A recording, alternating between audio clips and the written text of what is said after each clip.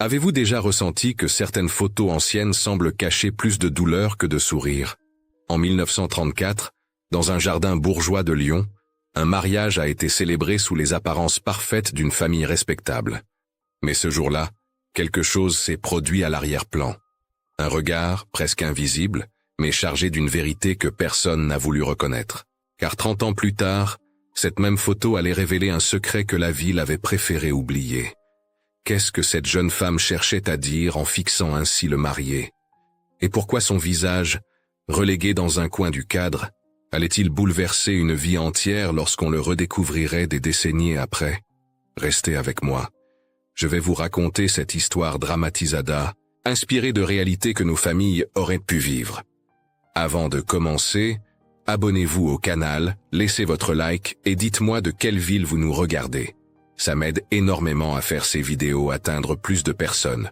Surtout parce que cette histoire dramatisada parle de injustices silencieuses que beaucoup ont connues, sans jamais les nommer. Cette photographie cache un secret que personne n'a osé nommer pendant 30 ans.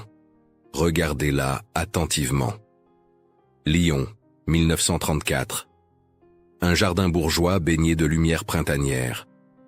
Au centre, un couple de jeunes mariés pose devant l'objectif. Elle porte une robe simple mais impeccable, un voile léger, un sourire que l'on devine répété devant le miroir. Lui, engoncé dans une jaquette louée dont les manches s'arrêtent un peu trop haut sur les poignets, se tient raide comme un soldat attendant une sentence.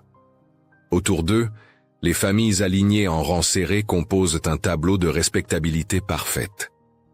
Mais il y a quelque chose qui ne va pas dans cette image. Dans le coin droit, presque hors cadre, une jeune femme en tenue sombre ne regarde pas l'objectif. Son regard traverse toute la composition pour se fixer sur le marié, et dans ses yeux, il y a une douleur si intense qu'elle brise l'harmonie de toute la scène. Qui est cet inconnu? Pourquoi le photographe l'a-t-il placé si loin du groupe principal? Et surtout, pourquoi regarde-t-elle cet homme comme si son cœur venait de se briser en 1000 morceaux? Cette femme s'appelait Marguerite Ancel. Elle avait 23 ans, et ce jour-là, elle assistait au mariage de l'homme qu'elle aimait avec une autre. Mais ce n'est pas une simple histoire d'amour perdu. C'est l'histoire d'un sacrifice imposé par la violence silencieuse d'une époque, d'un système qui broyait les rêves des femmes sans jamais lever la main sur elles.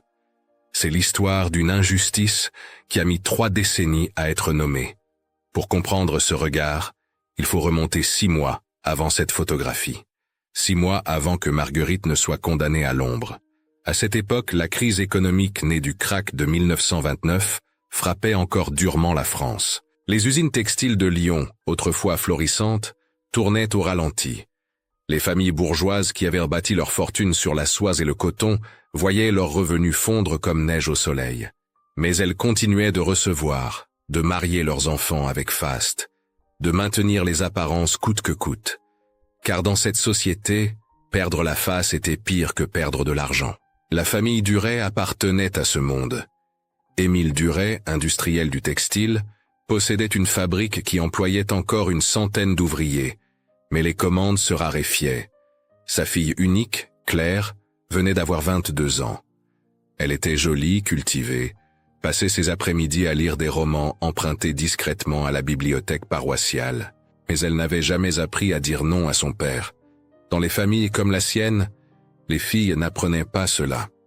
Et puis, il y avait Marguerite. Elle travaillait chez les Duret depuis l'âge de 14 ans. 9 années à se lever avant l'aube, à chauffer l'eau sur le poêle à bois, à frotter les parquets jusqu'à ce que ses genoux deviennent insensibles. Elle connaissait chaque recoin de cette maison mieux que ses propres souvenirs d'enfance. Elle savait à quelle heure monsieur prenait son café, comment madame aimait que l'on plie ses serviettes, quel jour Claire descendait au jardin pour lire en cachette. Mais personne dans cette maison ne connaissait vraiment Marguerite. Pour eux, elle n'était que la petite, la bonne, celle qu'on appelait quand il y avait du travail à faire. Son nom n'était prononcé que pour donner des ordres. Ce que personne ne savait, c'est que Marguerite avait des rêves, et que ces rêves avaient un visage. Il s'appelait Julien Arnaud. 26 ans, mécanicien dans un petit atelier de réparation de bicyclettes du quartier de la Croix-Rousse. Son père, ancien cheminot, était tombé malade 2 ans plus tôt. Une toux qui ne partait jamais, des poumons usés par des décennies de fumée et de charbon. Julien travaillait pour 2 maintenant, envoyant la moitié de son maigre salaire à sa mère pour payer le médecin et les médicaments. Marguerite et Julien s'étaient rencontrés par hasard, un jour de marché. Elle avait fait tomber son panier, il l'avait aidé à ramasser les légumes éparpillés sur les pavés. Leurs mains s'étaient touchées, et quelque chose d'inexplicable s'était noué entre eux. Pendant des mois, ils s'étaient retrouvés en secret derrière l'atelier de Julien. Elle apportait du pain rassis et des restes de soupe récupérés dans la cuisine des Duret, puis réparait discrètement la fermeture usée de ses chaussures, ou la chaîne de la vieille bicyclette qu'elle utilisait pour traverser la ville. Ils avaient si peu. Mais ils avaient des projets. Économiser quelques francs, louer une chambre à eux, peut-être ouvrir un jour un petit atelier de couture et de réparation. Des rêves modestes, à la mesure de leurs moyens, mais des rêves qui leur appartenaient. Sauf que dans la France de 1934, une domestique et un mécanicien n'avaient pas le droit de rêver ensemble. Pas quand des hommes comme Émile Duret veillaient à ce que chacun reste à sa place. Et Émile Duret allait bientôt découvrir leur secret. Ce qui s'est passé ensuite a changé le destin de 3 personnes. Et la trace de cette tragédie silencieuse, vous la voyez dans cette photographie, dans ce regard qui refuse de se détourner, dans cette femme qu'on a voulu effacer mais qui, malgré tout, a trouvé le moyen de graver sa douleur dans l'éternité. La rumeur avait commencé comme toutes les rumeurs dans les quartiers bourgeois de Lyon. Un regard surpris au marché, un chuchotement entre voisines après la messe du dimanche, une phrase lâchée par une couturière qui avait vu Marguerite descendre de bicyclette près de l'atelier de la Croix-Rousse. Dans cette ville où tout le monde connaissait la place de chacun, où les domestiques ne devaient jamais oublier qu'elles étaient domestiques, le simple fait qu'une bonne fréquente un homme sans la permission de ses maîtres était déjà un scandale. Mais qu'elle fréquente un homme que M. Duret avait lui-même repéré comme possible gendre pour sa fille, cela devenait une offense personnelle. Car Émile Duret avait des projets pour Julien Arnaud. Le jeune mécanicien était travailleur, honnête, respectueux. Il ne buvait pas, ne jouait pas aux cartes, n'avait jamais été mêlé à aucune affaire louche. Son seul défaut était d'être pauvre. Mais Duret avait appris depuis longtemps que la pauvreté pouvait être un avantage. Un homme pauvre acceptait plus facilement les conditions qu'on lui imposait. Un homme pauvre était reconnaissant. Un homme pauvre ne disait jamais non. En ces temps difficiles où les bons partis se faisaient rares, Julien représentait une opportunité. Un mariage avec Claire montrerait à toute la ville que les Duret restaient puissants, capables de choisir leurs alliances. Et Julien, lié par la gratitude et les dettes, deviendrait un gendre docile, travaillant dans l'une des entreprises familiales, sans jamais remettre en question l'autorité de son beau-père. Quand Émile apprit que ce même Julien voyait en secret la domestique de sa propre maison, sa colère fut froide et calculée. Un soir de novembre 1933, il fit appeler Julien dans son bureau. La pièce était sombre, lambrissée de bois précieux, remplie de cette odeur de tabac et de vieux livres qui imprégnaient les maisons des hommes importants. Les rideaux étaient tirés. Sur le bureau, une lampe à huile projetait des ombres inquiétantes sur les murs. Émile ne cria pas. Il n'éleva jamais la voix. Les hommes de sa condition n'avaient pas besoin de crier pour être obéis. Il parlait doucement, presque amicalement, tandis qu'il exposait à Julien les documents étalés devant lui, les dettes de son père, 3 mois de loyer impayés, les factures du médecin qui s'accumulaient, l'atelier de bicyclette qui risquait de fermer avant le printemps si les affaires ne reprenaient pas. Puis, il fit une offre. Épouser Claire. Recevoir en échange l'effacement des dettes familiales, un emploi stable pour son père dans les entrepôts de la fabrique et une participation future dans l'atelier de réparation qui fournissait les camions de l'entreprise Duret. Une vie respectable, un avenir assuré. Julien tenta de refuser. Il parla de Marguerite, de leurs projets, de leur amour. Émile l'écouta sans l'interrompre, un léger sourire aux lèvres. Puis il prononça les mots qui changèrent tout. Si Julien refusait, non seulement sa famille ne recevrait aucune aide, mais Marguerite serait renvoyée immédiatement. Sans lettre de recommandation. avec la réputation d'une fille qui avait eu une conduite inappropriée dans une maison respectable. Dans la Lyon de 1933, cela signifiait la fin de toute possibilité d'emploi décent. Les familles bourgeoises se parlaient. Les domestiques marqués du sceau du scandale ne retrouvaient jamais de place. Julien comprit alors qu'il ne s'agissait pas d'un choix entre deux femmes. C'était un choix entre détruire la vie de celle qu'il aimait ou la protéger en renonçant à elle. Il demanda une nuit pour réfléchir. Émile lui accorda 3 jours. Ces 3 jours furent les plus longs de sa vie. Julien ne dormit pas.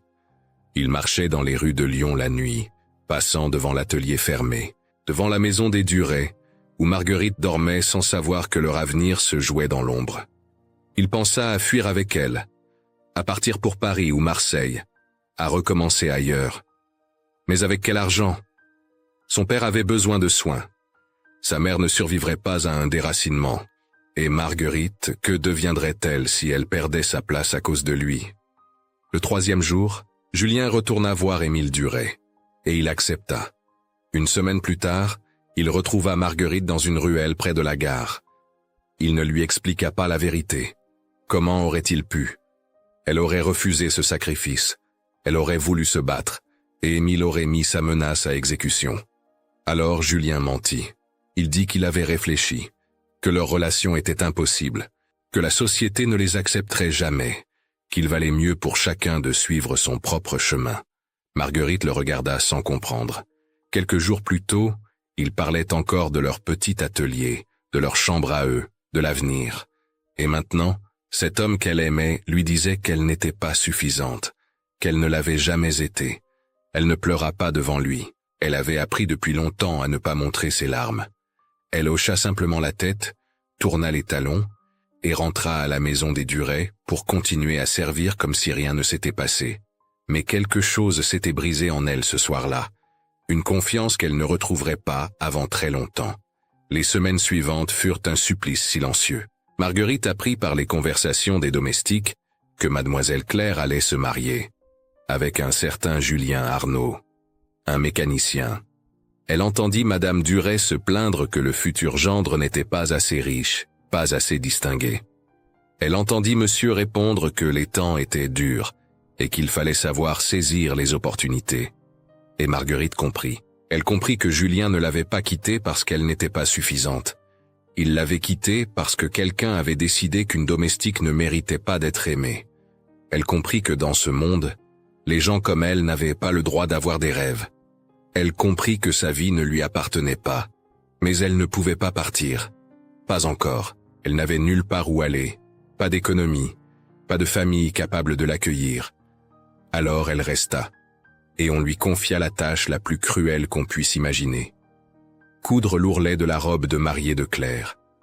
Le matin du 14 avril 1934, Marguerite se leva avant l'aube comme tous les autres jours. Mais ce jour-là, chaque geste lui coûtait un effort surhumain. Elle alluma le feu dans la cuisine, fit chauffer l'eau pour le bain de mademoiselle Claire, prépara le petit déjeuner qui serait servi aux invités arrivés la veille. Ses mains accomplissaient ces tâches mécaniquement, tandis que son esprit refusait d'accepter ce qui allait se passer dans quelques heures.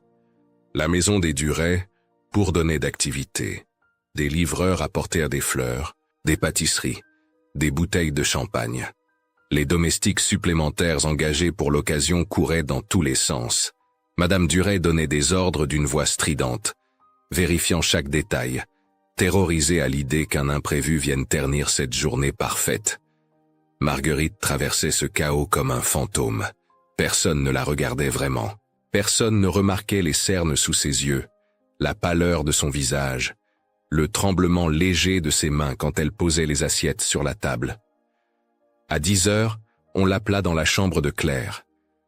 La future mariée était assise devant sa coiffeuse, déjà coiffée par une spécialiste venue du centre-ville. Elle portait un peignoir de soie et regardait son reflet avec une expression que Marguerite ne sut pas déchiffrer. De la nervosité, certainement. Peut-être de la peur. Claire n'avait rencontré Julien que 4 fois avant les fiançailles. Elle épousait un inconnu choisi par son père.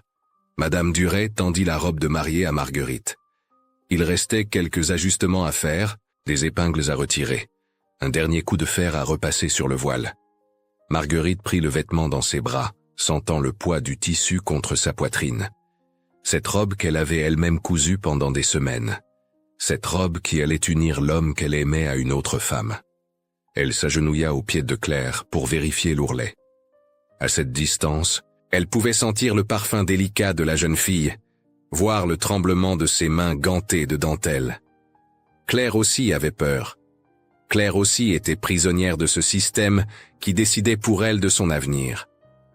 Pendant un instant, leurs regards se croisèrent, et Marguerite vit quelque chose dans les yeux de Claire. Pas de la méchanceté, pas du mépris, juste une immense solitude. Claire Duret, fille de bonne famille promise à un bel avenir, était aussi seule que la domestique agenouillée à ses pieds. Mais Marguerite ne pouvait pas lui pardonner. Pas encore. La douleur était trop fraîche, trop vive. Elle termina son travail en silence et quitta la chambre sans un mot. La cérémonie eut lieu à l'église Saint-Nizier, au cœur de Lyon. Marguerite n'y assista pas. Les domestiques n'étaient pas conviés aux cérémonies religieuses. Elle restait à la maison pour préparer le repas de fête, disposer les tables dans le jardin, polir une dernière fois l'argenterie. Quand le cortège revint de l'église, Marguerite était dans la cuisine. Elle entendit les vivas, les applaudissements, les rires des invités. Elle entendit la voix de Julien qui remerciait quelqu'un, une voix qu'elle connaissait par cœur, qu'elle avait entendu lui murmurer des promesses d'avenir, et qui maintenant appartenait à une autre vie. Le repas se déroula dans le grand salon, portes ouvertes sur le jardin printanier. Marguerite servait, discrète, efficace, invisible. Elle passait entre les tables, remplissait les verres, débarrassait les assiettes. Personne ne la regardait, personne ne la remerciait. Elle n'existait pas. À un moment, elle dut passer près de la table des mariés pour servir le vin. Julien leva les yeux et la vit. Pendant une fraction de seconde, leurs regards se croisèrent. Elle y lut de la douleur, de la honte, peut-être un appel silencieux. Puis il détourna les yeux et dit quelque chose à Claire qui sourit poliment. Marguerite continua son service, les mains tremblantes. En fin d'après-midi, le photographe arriva. C'était un professionnel venu de la rue de la République, avec son appareil imposant monté sur trépied et ses assistants qui transportaient les plaques de verre. Photographier un mariage bourgeois était une affaire sérieuse, qui demandait du temps et de la précision. On rassembla d'abord la famille proche, puis les amis, puis les voisins importants. Chaque groupe prenait la pose devant l'objectif, figé dans une immobilité solennelle pendant les longues secondes nécessaires à l'exposition. Marguerite était en train de débarrasser les dernières assiettes quand un parent éloigné, un homme jovial qui avait un peu trop bu, lança une remarque qui changea tout. Les domestiques aussi peuvent figurer sur la photo. Cela montrera la générosité de la famille. Madame Duret hésita. L'idée lui déplaisait, mais refuser aurait semblé mesquin devant les invités. Elle fit signe aux deux bonnes présentes de s'approcher. Marguerite et une autre jeune fille, embauchées pour la journée. Le photographe les plaça sur le côté droit, presque hors du cadre. Il leur demanda de retirer leur tablier, de lisser leurs cheveux, de se tenir droites mais en retrait. Il ne voulait pas qu'elles attirent l'attention. Elles devaient être présentes sans être vues, comme des meubles décoratifs. Marguerite prit sa place. Elle tenait un mouchoir froissé dans ses mains, sans même s'en rendre compte. Devant elle, toute la famille Duret posait en rang serré. Et au centre, Claire et Julien, le couple parfait. Le photographe demanda à tout le monde de regarder l'objectif. Marguerite essaya. Elle essaya vraiment. Mais son corps refusa. Au dernier moment, comme mue par une force qu'elle ne contrôlait pas, son regard se détourna de l'appareil et se fixa sur Julien. Elle le regarda comme on regarde quelqu'un pour la dernière fois, avec tout l'amour, toute la douleur, toute l'incompréhension du monde. Elle lui posa silencieusement la question qu'elle n'avait jamais osé formuler. Pourquoi? Julien sentit ce regard. Il le sentit comme une brûlure sur sa peau. Sa mâchoire se crispa. Ses yeux refusèrent de rencontrer les siens. Il resta figé, le regard légèrement dévié de l'objectif, prisonnier de sa culpabilité. Le déclic se fit entendre. Et ce moment, Cette fraction de seconde de vérité, au milieu d'un océan de mensonges, fut capturée pour l'éternité. 3 jours plus tard, Marguerite fut convoquée dans le bureau de Monsieur Duret. On lui annonça que la maison avait désormais besoin de moins de personnel. On lui remit son dernier salaire, et on lui souhaita bonne chance, sans lettre de recommandation. Elle quitta la maison des Duret avec une petite valise contenant tout ce qu'elle possédait. En passant devant le jardin où la photo avait été prise, elle s'arrêta un instant, puis elle continua sa route, sans se retourner. Sa nouvelle vie commençait, et elle serait dure. Les premiers mois après son renvoi furent les plus difficiles de la vie de Marguerite. Sans lettre de recommandation, aucune famille respectable de Lyon ne voulait l'engager. Les maîtresses de maison se parlaient entre elles, se transmettaient les noms des domestiques fiables et ceux des filles à éviter. Le nom de Marguerite Ancel circulait maintenant dans ses conversations avec des sous-entendus qui détruisaient sa réputation sans qu'aucun mot précis ne soit prononcé. Elle trouva finalement un emploi dans une blanchisserie du quartier de la Guillotière, l'un des plus pauvres de la ville. Là, des femmes de tous âges frottaient des draps d'hôtel et des nappes de restaurant dans des bacs d'eau froide, été comme hiver. Le travail commençait à 5 heures du matin et se terminait quand il n'y avait plus de linge à laver. Les salaires étaient payés à la pièce. Certains jours, Marguerite gagnait à peine de quoi acheter du pain. L'hiver 1934 fut particulièrement rude. Ses mains, plongées des heures durant dans l'eau glacée, se couvrirent de crevasses qui saignaient et ne guérissaient jamais complètement. La nuit, elle dormait dans une chambre minuscule qu'elle partageait avec une tante éloignée, une veuve qui l'avait accueillie par charité plus que par affection. Le poêle ne chauffait pas assez. Le froid s'infiltrait par les fissures des murs. Marguerite aurait pu sombrer. Beaucoup de femmes dans sa situation sombraient. Certaines se tournaient vers l'alcool pour oublier.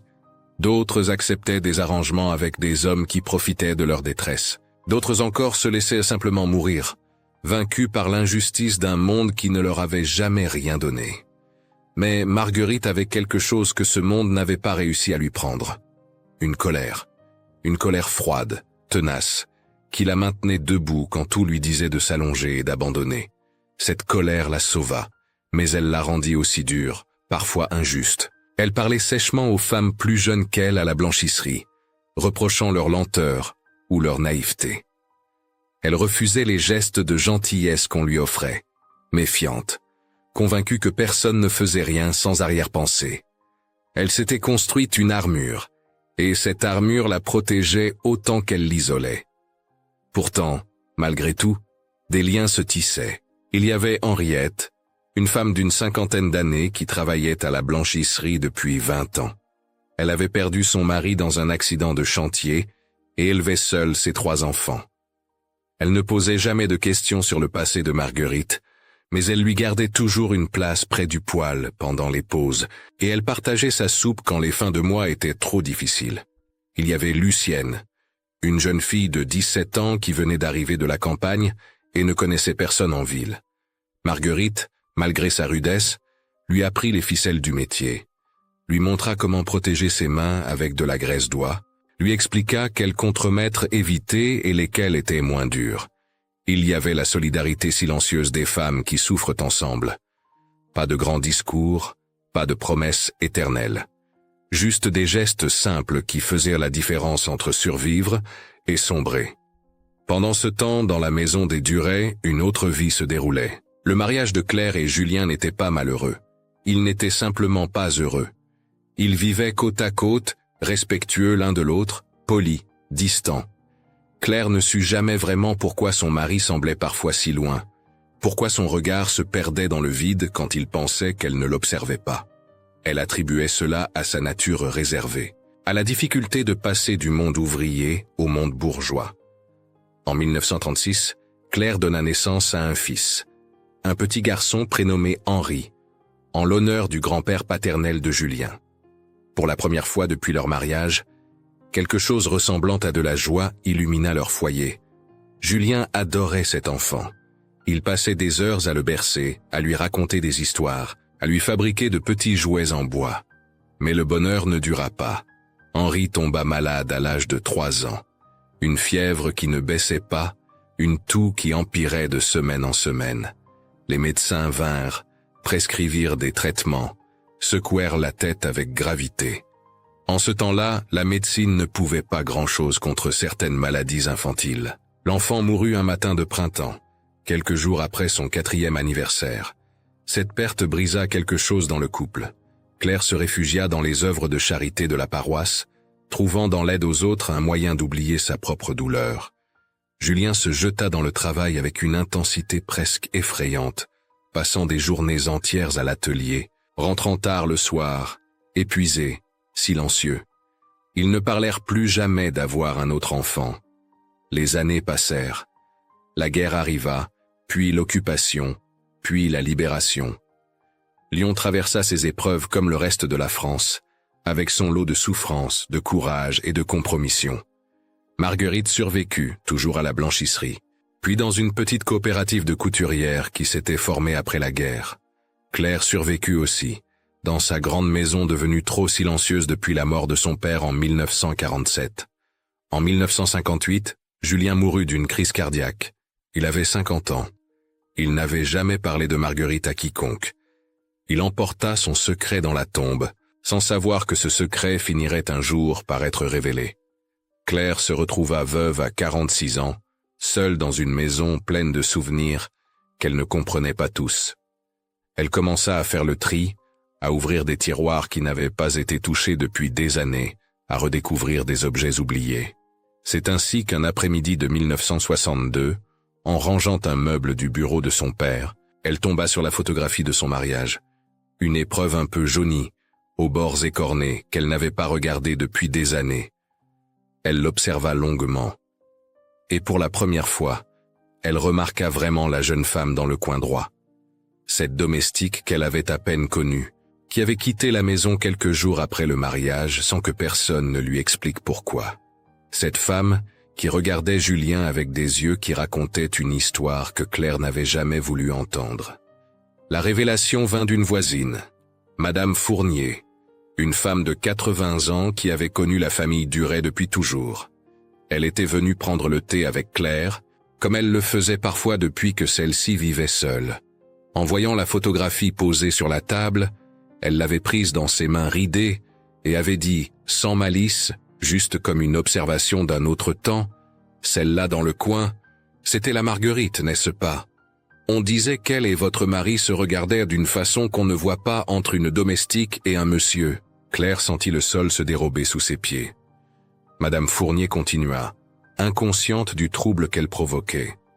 Elle parla des rumeurs de l'époque, des chuchotements après le mariage, du renvoi soudain de la jeune bonne que tout le monde avait trouvé étrange.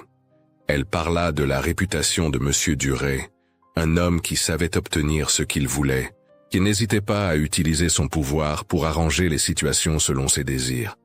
Quand la vieille femme partit, Claire resta seule avec la photographie et une vérité qu'elle avait toujours refusé de voir. Elle passa des nuits à repenser à son mariage, à son mari, à cette domestique qu'elle avait à peine regardée pendant les 9 années où elles avaient vécu sous le même toit. Elle se souvint du regard de Julien parfois, ce regard lointain qu'elle n'avait jamais compris. Elle se souvint de la dureté de son père, de sa façon de contrôler chaque aspect de la vie familiale. Elle se souvint du jour où on lui avait annoncé qu'elle allait épouser un homme qu'elle connaissait à peine, et de son incapacité à dire non. Claire Duret avait 50 ans. Elle avait vécu la moitié d'un siècle sans jamais vraiment voir le monde tel qu'il était, sans jamais se demander qui payait le prix de son confort, de sa respectabilité, de la façade parfaite que sa famille avait toujours maintenue. Elle décida de retrouver Marguerite. Ce ne fut pas facile. Les registres administratifs de l'époque étaient incomplets, les adresses changeaient, les gens disparaissaient. Claire demanda l'aide du sacristain de sa paroisse, un homme qui connaissait tout le monde dans les quartiers populaires. Elle interrogea d'anciennes domestiques qui avaient travaillé pour des familles du quartier. Elle suivit des pistes qui menaient souvent à des impasses. Finalement, après plusieurs mois de recherche, elle apprit que Marguerite Ancel vivait toujours. Elle habitait dans le quartier de la Guillotière et dirigeait une petite association de femmes qui s'entraidaient, des veuves, des mères seules, des travailleuses qui n'avaient personne d'autre sur qui compter. Un matin de mars 1964, Claire traversa la ville pour se rendre dans un quartier où elle n'avait jamais mis les pieds de sa vie. Les rues étaient étroites, les immeubles vétustes. Elle passa devant des boutiques aux vitrines poussiéreuses, des cafés où des hommes jouaient aux cartes, des cours intérieures où des enfants jouaient entre les lignes de linge. Ce monde qui avait toujours existé à quelques kilomètres de sa grande maison bourgeoise, et qu'elle n'avait jamais vu. L'association de Marguerite occupait un ancien local commercial, une pièce sombre aux murs défraîchis, où des femmes se réunissaient autour de tables bancales. Il y avait des paniers de provisions, des piles de vêtements à distribuer, un tableau où l'on affichait les offres d'emploi et les demandes d'aide. Quand Claire entra, le silence se fit immédiatement. Les femmes présentes la reconnurent pour ce qu'elle était, une bourgeoise, une de ces dames qui parfois donnaient de l'argent pour se donner bonne conscience, puis repartaient, sans jamais vraiment regarder celle qu'elle prétendait aider. Claire chercha Marguerite du regard et la trouva au fond de la pièce, assise derrière une table couverte de papier. Elle avait 53 ans maintenant. Ses cheveux étaient grisonnants, son visage marqué par les années de labeur. Mais ses yeux n'avaient pas changé. C'étaient les mêmes yeux qui, 30 ans plus tôt, avaient traversé une photographie de mariage pour poser une question silencieuse. Claire s'approcha. Elle ne savait pas quoi dire. Elle avait préparé des discours, des excuses, des explications. Mais face à cette femme qui avait tant perdu à cause de sa famille, les mots lui semblaient dérisoires. Elle posa simplement la photographie sur la table, celle-là même qui avait déclenché sa prise de conscience. Marguerite regarda l'image longtemps sans rien dire. Puis elle leva les yeux vers Claire et demanda « Pourquoi êtes-vous venue ?» Claire répondit avec une honnêteté qu'elle ne se connaissait pas. « Je suis venue parce que j'ai fermé les yeux pendant 30 ans. J'ai vu des choses que je ne voulais pas comprendre. J'ai profité d'un système qui vous a écrasé. Et je ne peux pas défaire le passé. Mais je refuse de continuer à faire semblant qu'il n'a pas existé. » Marguerite aurait pu la rejeter. Elle aurait pu lui cracher au visage 30 ans de colère accumulée, 30 ans de mains abîmées par l'eau froide, 30 ans de nuits à se demander pourquoi elle n'avait pas été suffisante. Elle aurait eu le droit. Mais Marguerite avait appris quelque chose au fil des années. La colère pouvait vous maintenir debout, mais elle ne pouvait pas vous faire avancer. Elle avait vu trop de femmes détruites par l'amertume, trop de vies gâchées par le refus de lâcher le passé. Elle dit simplement « Je n'ai pas besoin d'excuses. J'ai besoin que les choses changent. » Claire comprit. Dans les mois qui suivirent, elle mit en vente la grande maison des Duret. Elle utilisa l'argent pour acheter un bâtiment plus vaste dans le quartier de Marguerite, un ancien entrepôt qu'elle fit transformer en centre d'accueil et de formation pour les femmes en difficulté. Elle insista pour que le lieu ne porte pas le nom de sa famille, mais celui de Marguerite et de toutes celles qui avaient été réduites au silence. Le jour de l'inauguration, les deux femmes se tenaient côte à côte devant l'entrée du nouveau centre. Sur le mur, la photographie du mariage était encadrée avec une simple légende, 1934, le jour où une injustice fut commise, en mémoire de celle qu'on a voulu faire taire.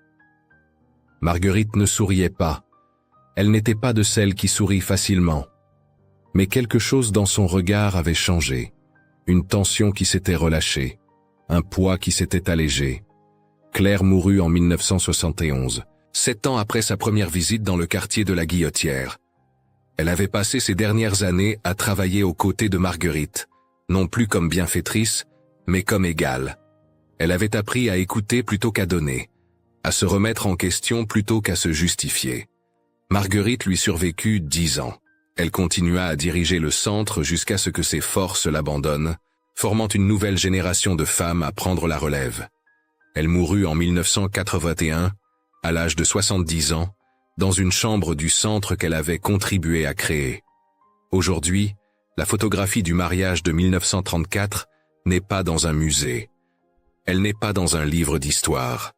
Elle se trouve dans le salon d'une petite maison de la banlieue lyonnaise, chez la petite fille d'une femme que Marguerite avait aidée il y a longtemps. Un jour, une fillette de 12 ans a pointé du doigt la figure dans le coin de l'image et a demandé « Qui est cette dame qui ne regarde pas l'appareil ?» Sa grand-mère a souri et a répondu C'est Marguerite.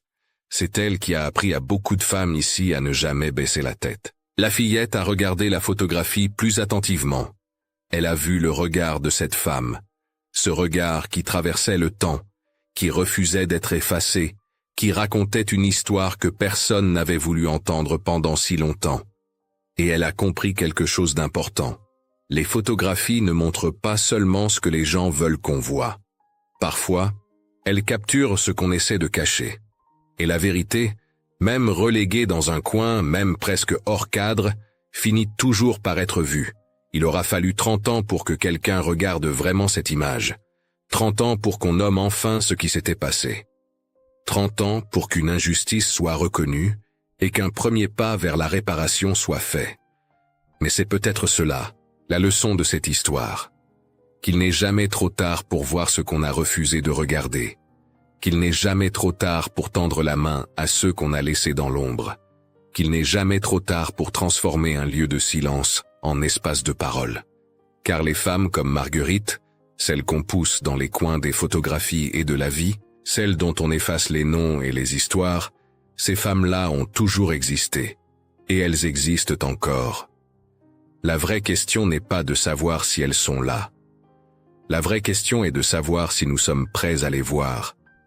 Avant de conclure, souvenons-nous que même dans une histoire fictionnelle comme celle-ci, inspirée de réalités que beaucoup auraient pu vivre, la vérité a parfois besoin d'une vie entière pour être reconnue. Les silences d'hier ne doivent jamais devenir les ombres de demain. Voir enfin ce qu'on n'a pas voulu regarder, c'est déjà réparer un morceau du monde. Et vous, qu'est-ce que cette histoire vous fait comprendre sur les choix imposés, les injustices discrètes, ou les blessures que les photos anciennes ne montrent qu'à demi-mot? Avez-vous déjà croisé dans votre famille un secret longtemps caché, ou un geste qu'on n'a compris que des années plus tard? Quelle voix du passé mériterait, selon vous, d'être enfin entendue? Si vous êtes resté jusqu'ici, écrivez le mot « mémoire » dans les commentaires.